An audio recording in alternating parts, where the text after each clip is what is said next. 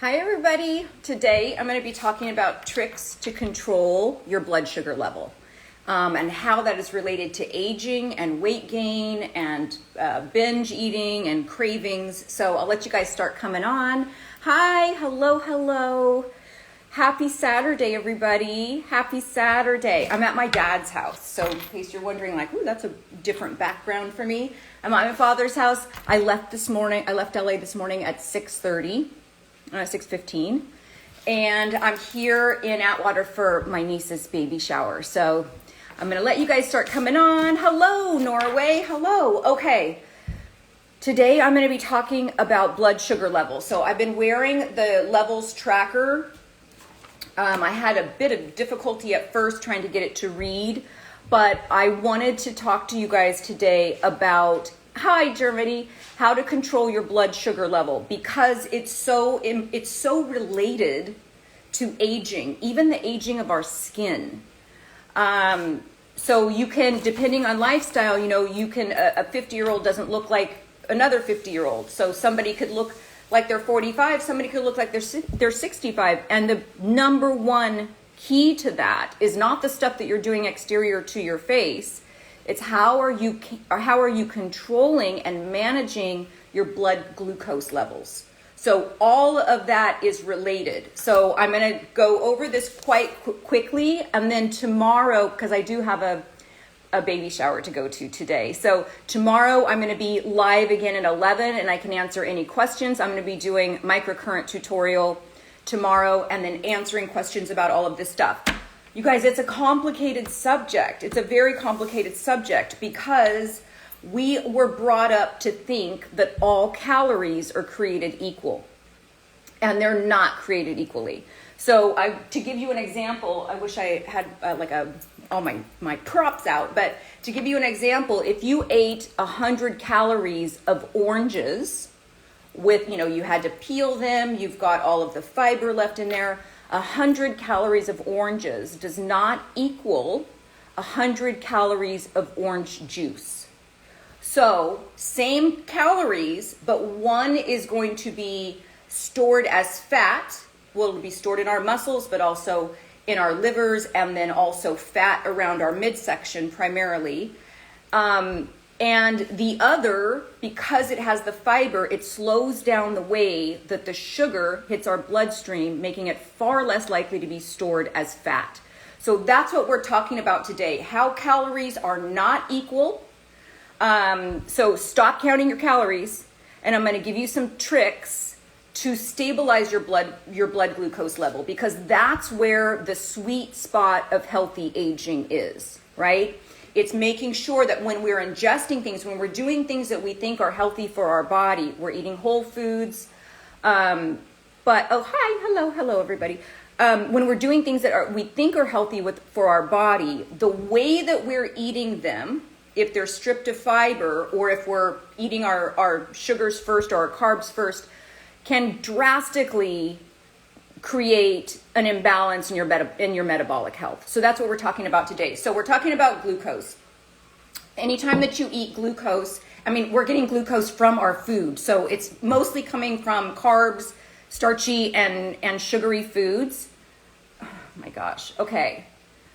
I'm just not even going to respond to that. If you guys see somebody inappropriately making comments, please just DM me their handle so I can make sure that they're not on here next time, okay? It's got a bunch of ice there. Okay.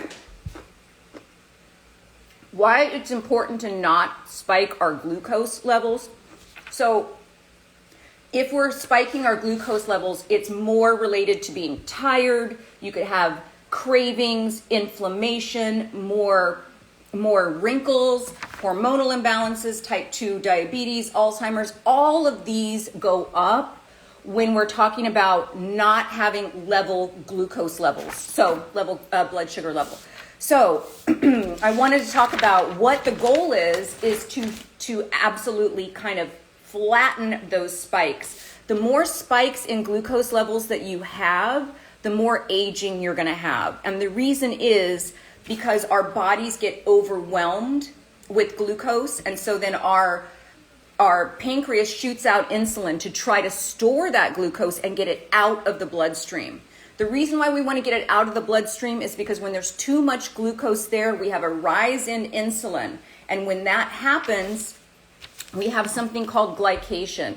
I kind of want you to think about it as if you've got like a lot of cooks in the kitchen. If there's a lot of cooks in the kitchen, everybody's piled in the kitchen, it's very difficult to get things in the oven or to get things in the dishwasher or in the sink because you're running into each other. Well, if you've got excess glucose, whatever molecules that hits, whether it's your collagen, whether it's blood cells, glycation can happen. And so that is a permanently damaged cell. And so insulin is our friend because what it does is it's that gateway that makes sure that our excessive blood glucose is stored in our muscles as glycogen, in our liver, and then also in our fat. So it gets it out of the bloodstream. Now, if you've got too much glucose, think about it as the cooks in the kitchen. Our bodies just become overwhelmed and paralyzed, and that's how we get glucose. You become insulin resistant, right? That's when our insulin that's being secreted is no longer working, and that's when we get type 2 diabetes and a lot of other health concerns. So we want to try to flatten that glucose curve. And what I've learned in wearing this thing by levels is that various things that we can do can slow down the way that glucose hits our bloodstream. And, this is in all kinds of literature, but I wanted to test it myself. And so I would do things over the last couple of weeks. What I did was I would eat a piece of bread at the beginning of a meal.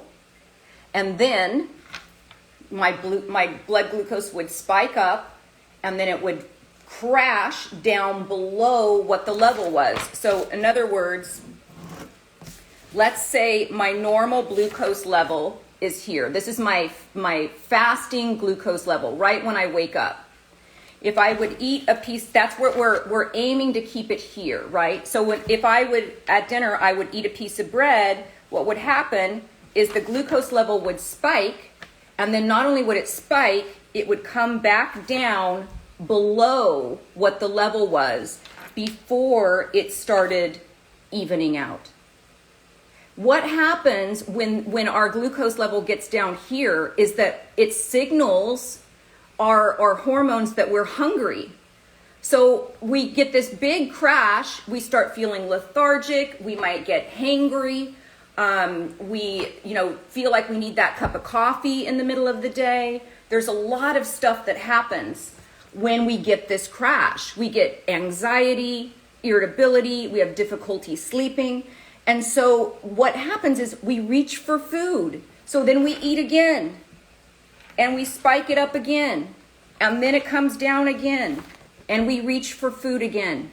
So to keep your blood glucose level stable will not only help you live longer, but it will help you lose weight. It'll help you get to like a very healthy weight. And I'm not talking about cutting any calories. You can actually have a more healthy, stable glucose level and eat more calories than if you ate less calories, but you're eating things in the wrong order, or you're eating too many sweets, or you're not incorporating fiber. So I want to give you guys some tips and tricks to keep that blood glucose level stable, okay? And I'm going to be creating a bunch of content over the next week or so about this. It's going to help. But it's pretty amazing when I put my my clients and I start telling them it's not about the calories that you eat. It's the order that you eat the calories, the order that you're eating your food, how much fiber are you eating along with that? Are you reaching for stuff that's sweet, or are you reaching for stuff that's savory, things that are carbs and starchy, or are you reaching for like sugars, the sucrose, the fructose, all of that kind of, the glucose, that's coming from all the sweet stuff. And the glucose primarily is just coming from the starchy stuff. So which is better, sweet or starchy? Starchy's always better. And the reason is because if you're eating a starch, like a starchy carb, bread or chips or potatoes, think rice, things like that, those only contain glucose. And glucose has the ability, when insulin tries to like put it away, put it in the sink, put it in the dishwasher, put things in the oven, when it tries to store it, glucose can be stored in your muscles, it can be stored in your liver, and it can be stored as fat. And that's what insulin helps us do. It helps clear the blood of glucose. Now, if you're eating something sugary though, those contain sugar, so that's sucrose, which is our table sugar, glucose, and fructose. And fructose does not have the ability to be stored in our muscles. It does not have the ability to be stored in our liver. It only has the ability to be stored as fat. So when we're eating something sugary, although there's not a monitor that has been designed yet to study fructose levels in your blood, we only have the glucose monitors. Just know when you're eating something sweet, this is on my dad's table, which I love, by the way, but when you're eating something sweet like these lemon drops, you're getting sucrose, fructose, glucose. That's what's in here. And it's the fructose, the sugary stuff in the fructose that comes from fruit, that only has the ability to be stored as fat. It can't be stored in the muscles, can't be stored in the liver. So if you had to choose between something sweet and something savory, like a starchy carb, you want to aim for the starchy carb. Okay, so that's rule number one.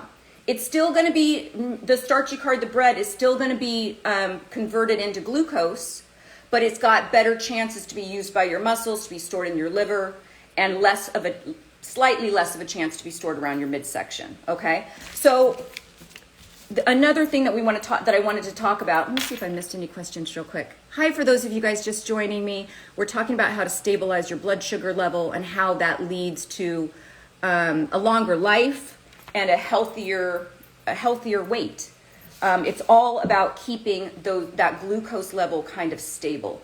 Okay, so one of the tricks is to eat things in the right order. And I learned this from the Glucose Goddess. If you guys have not checked out her Instagram, make sure you check that out. She's also the author of 2 great books. I don't remember the names of them, but they start with the Glucose Goddess.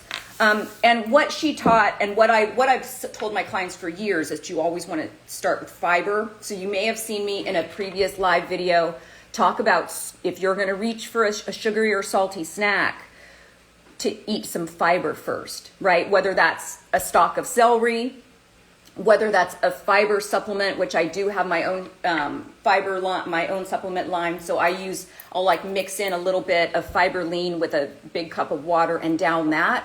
And the reason why is because that fiber slows down the way that the sugar hits your bloodstream. So you can actually eat more calories if you're starting with fiber. So if all things being the same, let's say you had like one of my clients was feeding her daughter the other day a pasta Alfredo, okay? Heavy carbs, a lot of cream, and with chicken in it. So if you had the option to then start that meal with a salad and eat the salad first, eat all of the salad first, the way that starchy pasta is going to hit your bloodstream is a lot less. So the fiber goes in first from the salad. The fiber goes in first and creates a little bit of a mesh in the intestines. And so it's far less likely for the glucose to be pulled through the intestines for energy. Does that make sense, everybody? Does that make sense? Fiber is our friend. I've been saying it for years. Fiber is our friend. You want a healthy weight? Start with fiber first. Fiber first above anything, except for water. So water, fiber, then food. Does that make sense, you guys? I don't know what the oh my God is, but I hope that was an epiphany. Okay. So that's the first thing. Fiber is our friend. If you look at some of my other content about curbing your cravings, one of my big tricks is to use a little scoop of fiber lean in a water and then wait for 15 minutes and then consume any sort of craving thing that I have, along with going out for a walk and various things like that. So fiber first, and then let's say you have a meal of, let's just say a stir-fried rice, because tell us more about fiber sources. Fiber comes from vegetables.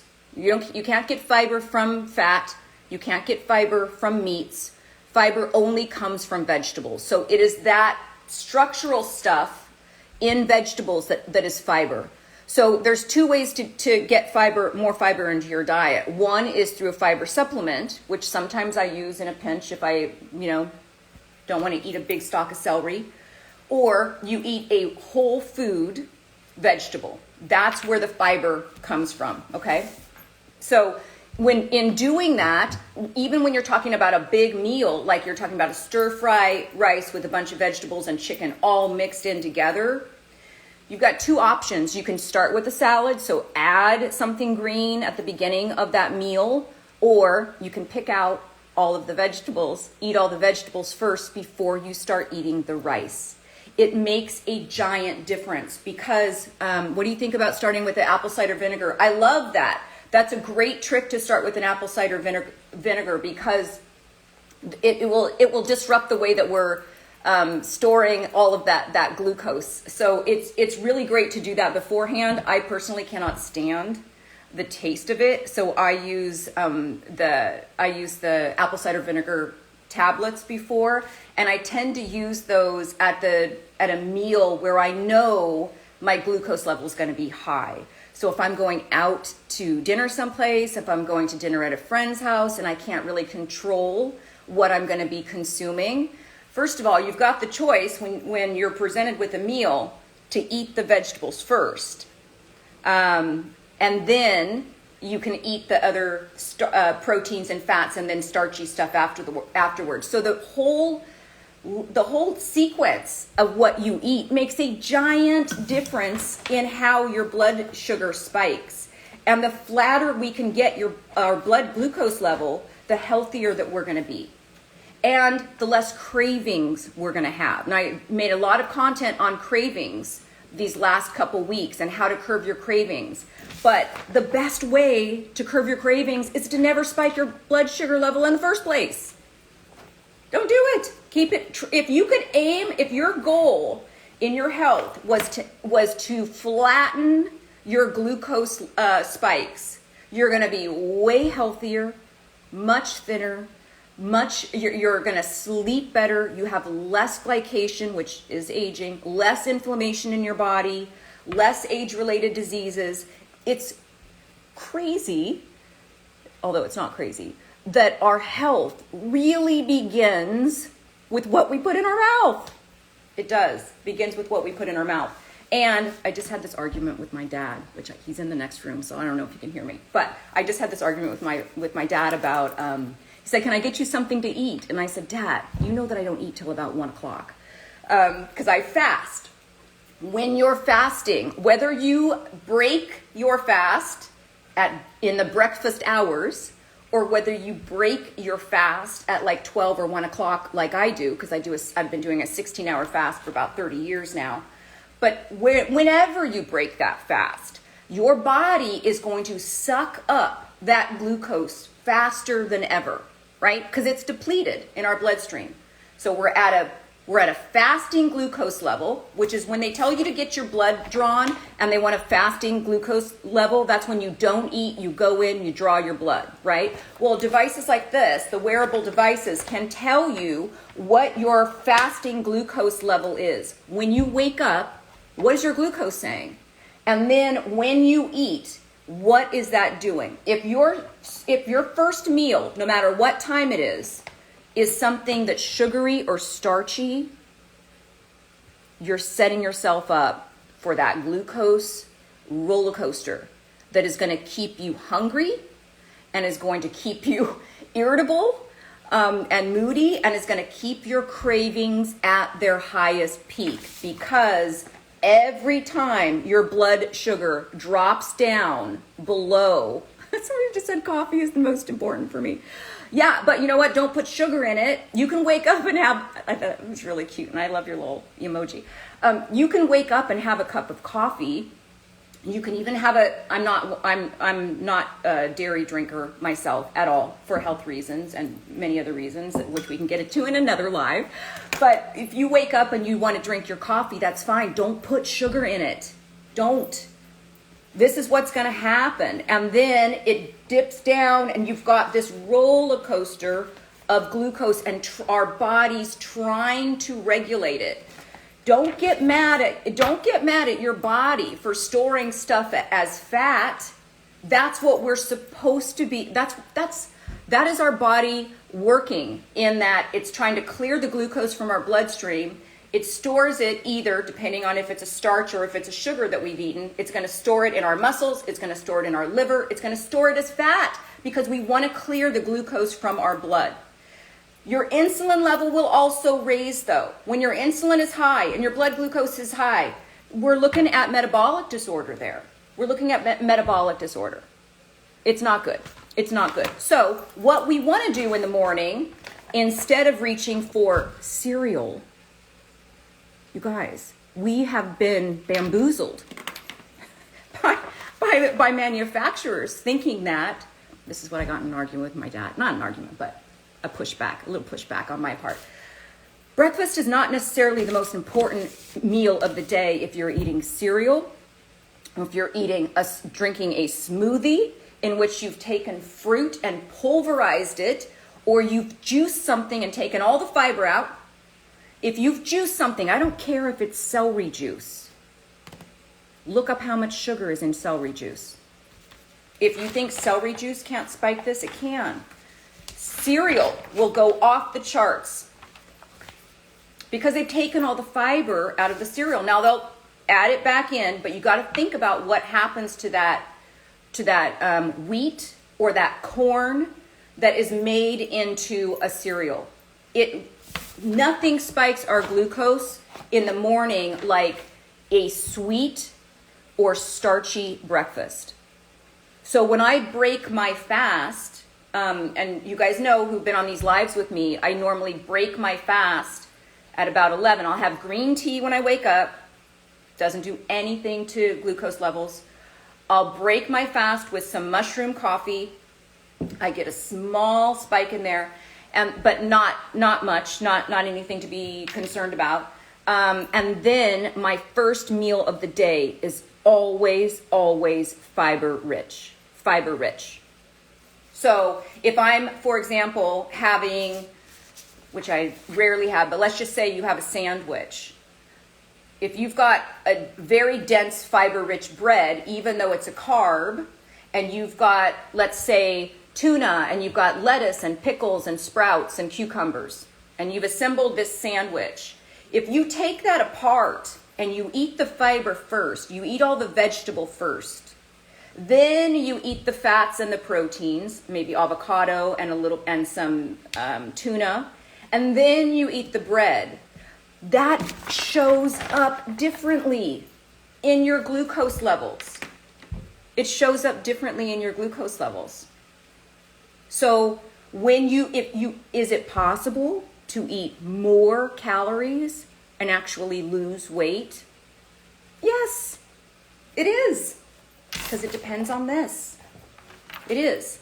When you eat a salad first, or when you eat a fiber source first, if I were to eat like a stalk of celery or anything, really, a carrot stick, a handful of almonds. What are some breakfast options? You could do an avocado. I have a recipe on my website, Live Young Lifestyle, where I take an avocado and scoop out, or have it, take the seed out, and crack an egg inside and bake it. That is a great breakfast because you've got fats, you've got protein. Now you can start that with a salad, or start that with even like a few handfuls of nuts. Something like that. Okay, hold on.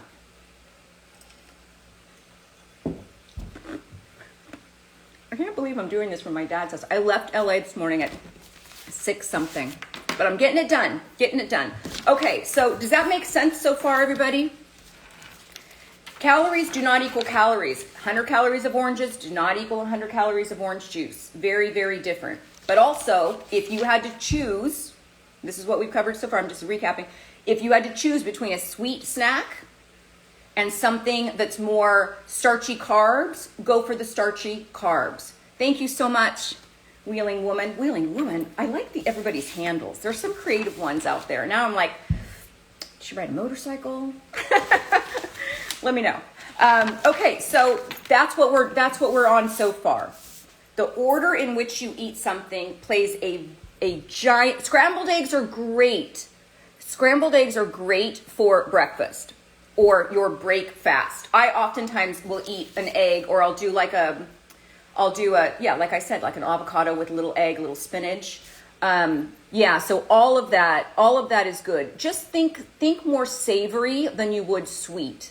Think more savory than you would sweet in the morning. So even if you were to have this is not something that I do, but I'm just going to just let you know how it affects your blood sugar level. If you were to have what they would call a healthy cereal for breakfast versus eggs and bacon, the eggs and bacon are better for you.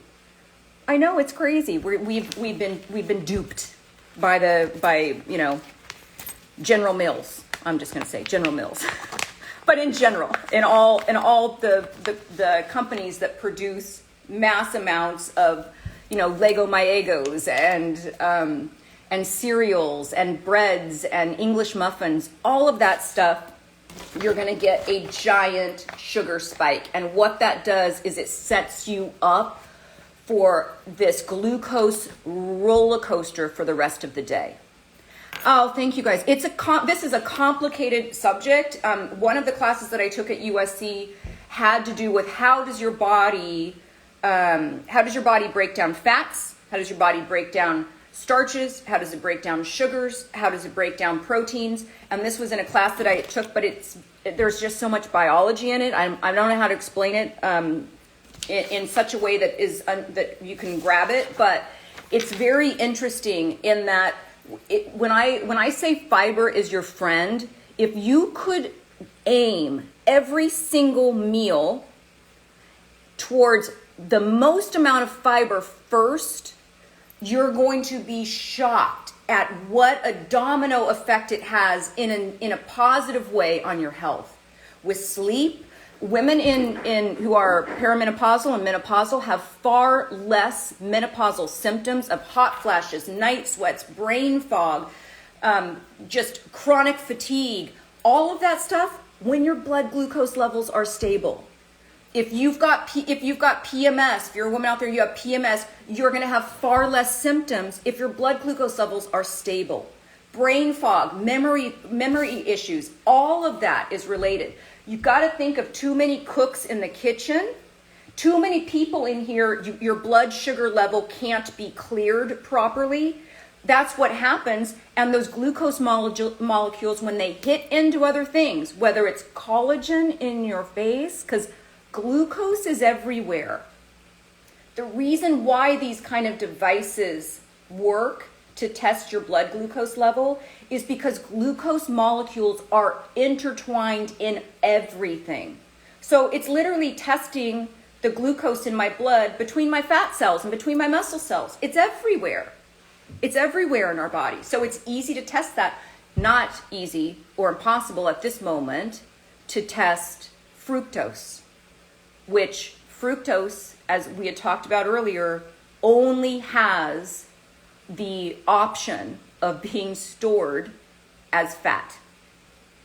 So when you're testing something like your blood glucose level, just know that there's this invisible thing, not invisible, but we don't know about it, we can't test about it, is also your fructose levels and what happens there. Because the fructose does not get stored in your muscles, does not get stored in your liver. It doesn't matter how well your insulin is working, that fructose is getting stored as fat. So if you think the first thing to grab in the morning is a fruit smoothie, you are setting yourself up. You're setting yourself up.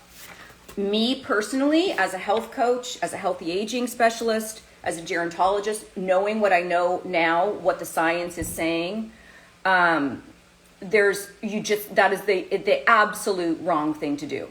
Wrong thing to do. First of all, you're not eating a whole fruit. Even if you're juicing it, that's the worst because there's no fiber there. I don't care what you're juicing. If you're juicing it and it tastes sweet, you're having fructose. You are.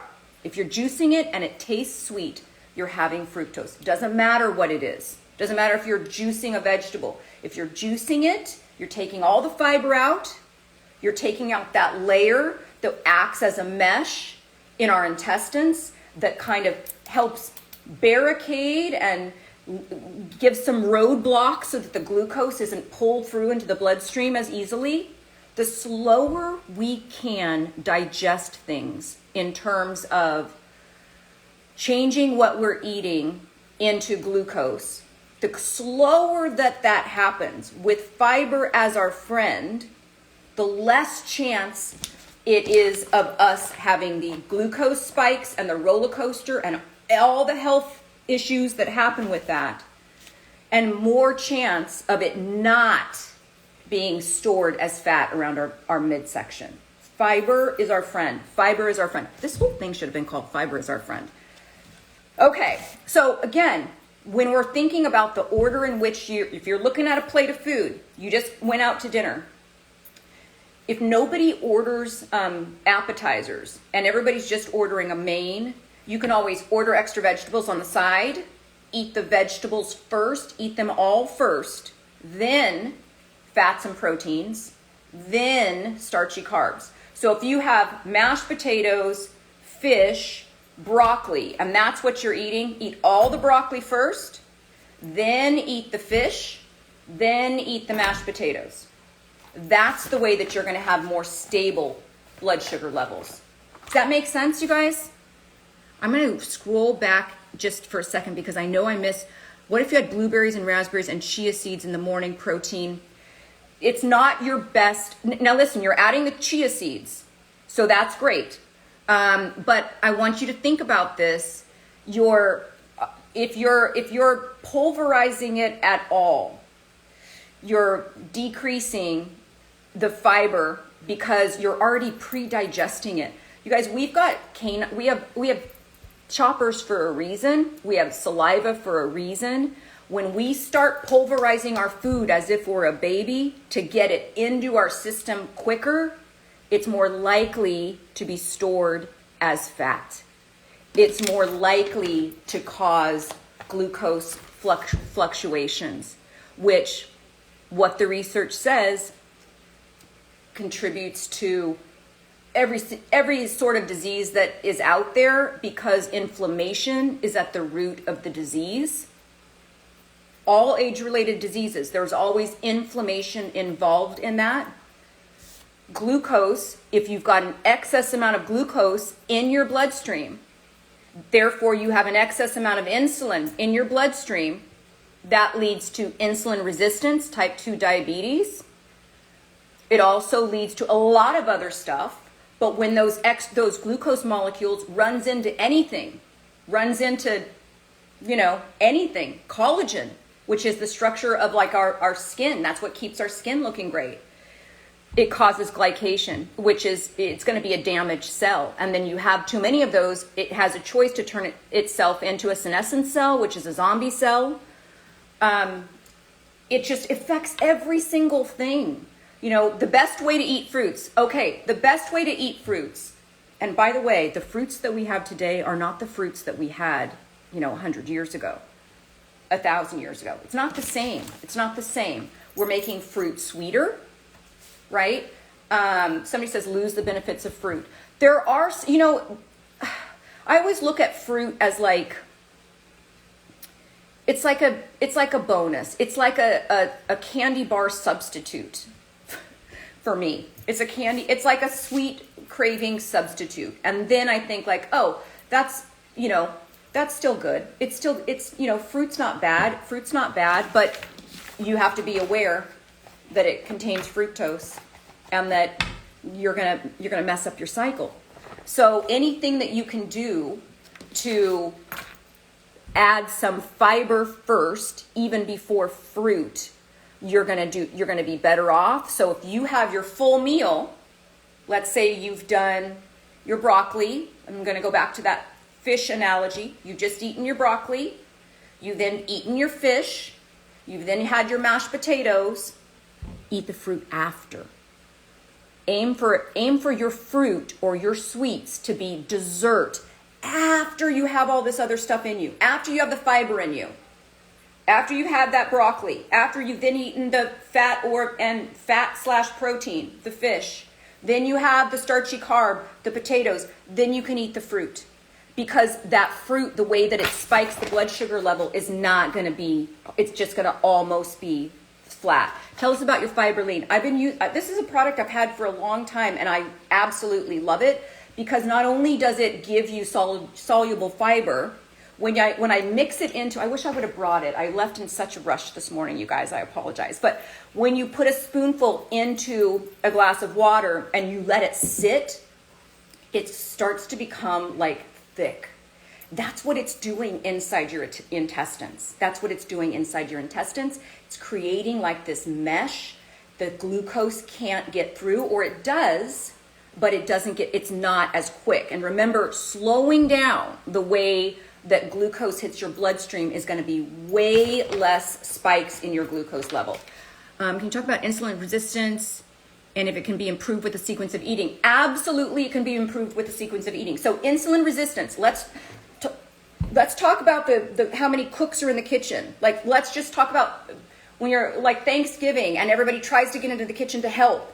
And it's just, you have these traffic jams and all of a sudden it's like, people are spinning around. They don't know what they do. This is insulin resistance when we go back to that analogy. So our whole bloodstream is now, our stomach is now full of sugar that is now breaking apart. We've got fiber in there and it's going to slow that down. But if we didn't have that, and let's say I ate these, which are delicious but horrible for you, but let's say I ate those, what's going to happen is your body your pancreas will release insulin to help clear the glucose that is now in my bloodstream. So my intestines don't have any fiber in it. I just went straight for the lemon drops, nothing else in my stomach. Let's just assume that's the same as like having a glass of orange juice when you wake up, because it's very similar. Your body can't tell the difference really between an orange crushed soda and orange juice. It's sugar is sugar is sugar. It's going to turn to sugar. And when your body can't dispose of that quickly, insulin comes in and helps that. So insulin is secreted by your pancreas. It clears the blood sugar. It says, hey, let's store some into the muscle, if it's a starchy carb, let's say. But with that, it's going to store it straight as fat.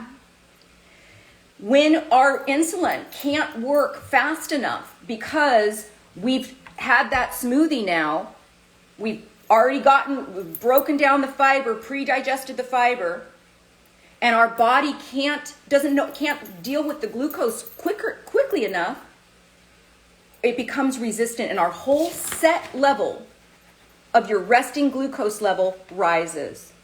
And so when you get tested for a fasting glucose level, if your glucose level is up here and that's your fasting glucose level, you're already in metabolic distress. You're already not healthy because you haven't been able to bring it all the way back to resting. And over long periods of time of excessive, intake of sweets and starchy foods, that's what happens. And then you get this crash and you're like, what do I do? I'm starving. You eat again and the whole thing starts again. So the insulin resistance is where there's too much glucose in the bloodstream. The insulin just like quits. It's like, I don't know what to do. I can't get rid of it fast enough. I can't store it fast enough. So your body is just high in glucose. And that's when you're a diabetic, if your pancreas isn't secreting insulin, or you're type 2 diabetic and you've had so much glucose and starchy carbs in your diet that your set point is up here, your insulin isn't working properly. I need your tricep workout as soon as possible. Thank you. Oh, by the way, I do have on my YouTube channel, I do have 5 or 6 10-minute video workout videos that are just 10 minutes. And I'll put my clients on those. People that say they don't have time to exercise, I'm like, give me 10 minutes. I can get a lot done in 10 minutes. Okay, does that make sense? Okay, somebody said, oh my God, thank you for explaining that. Does that make sense with the insulin resistance? It's really difficult to explain, but that's basically what happens, is that your body is just like, I can't produce any more insulin. And you have all of this glucose coming in. This raises. That's insulin resistance. That's insulin resistance. Okay. But again, if you can start with a carb, not carb. Oh my God. If you can start with a high fiber food, you're going to decrease this spike. So every time that you eat, I want you to think about, this is off subject, you're taking it, okay, hold on. Somebody says best vegan option. Best vegan option for breakfast. I mean, you could do anything from, it's totally, wow, that's a good question. I do I'll eat just like a plain avocado with a little bit of olive oil and salt and pepper. I do that quite often.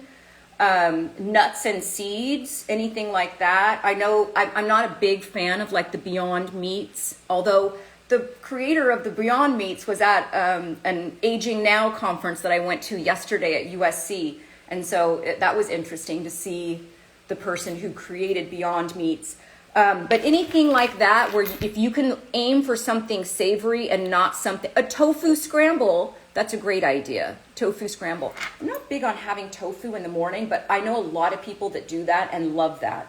Again, I don't have a lot of breakfast foods because I don't eat till 12 or 1. So I don't have a ton of breakfast foods. They also have like these cauliflower hash browns that I really like, and I'll put some avocado on that as well. But a tofu scramble is a good idea. Okay. And does that make sense in terms of like the juicing and the smoothies? Those are the worst things that you can do.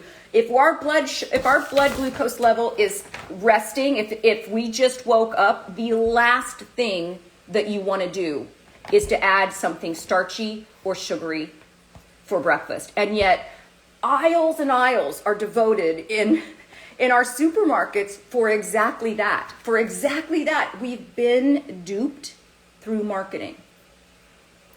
It's important to break fast, but breakfast food, typical American breakfast food, is the worst way to do it.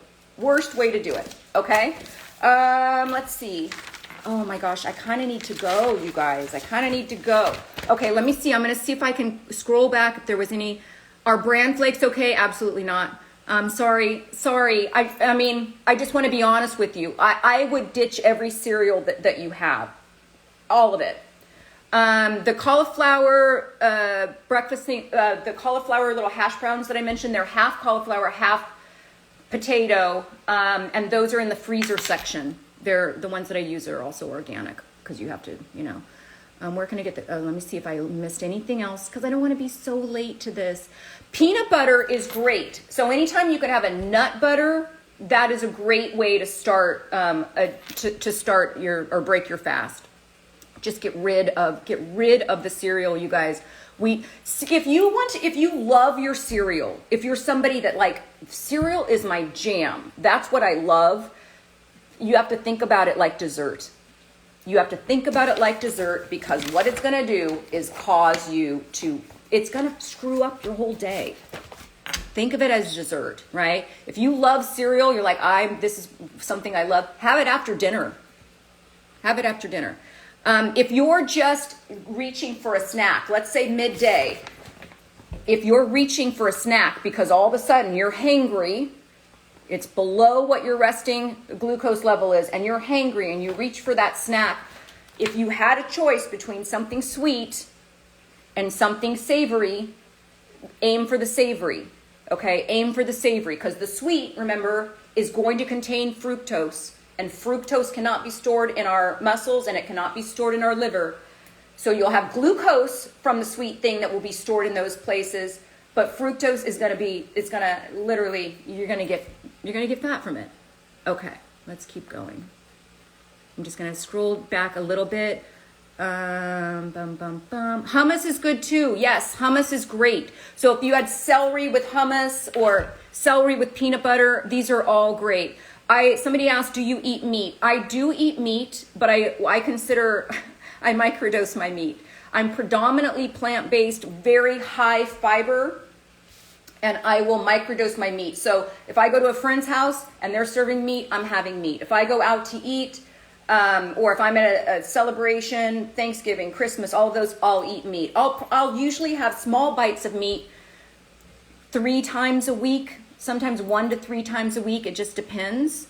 Okay, I'm gonna have to get off of here, you guys. Let me see if there was anything else. Okay, listen, if I did not get to your question, because I wanna make sure that I get to my niece's baby shower. If I did not get to your question, I'm gonna be here again tomorrow, 11 a.m. I'll be doing an Instagram live from my mom's house tomorrow at 11 a.m. And you guys can ask me all the questions there while I do microcurrent treatment to my face. Okay, so thank you guys for joining. It is a big subject. It's not the last time we're going to talk about it. If you have more questions about this, you can join the Instagram club, which is $4.99 a month. You can ask me all the questions that you want. Those questions get answered within 24 hours. Or join me tomorrow at 11 a.m. where I'll do some microcurrent on my face and you can ask me questions about the tricks to control your blood sugar level then. All right? Have a great rest of your Saturday, you guys. Okay, see you later.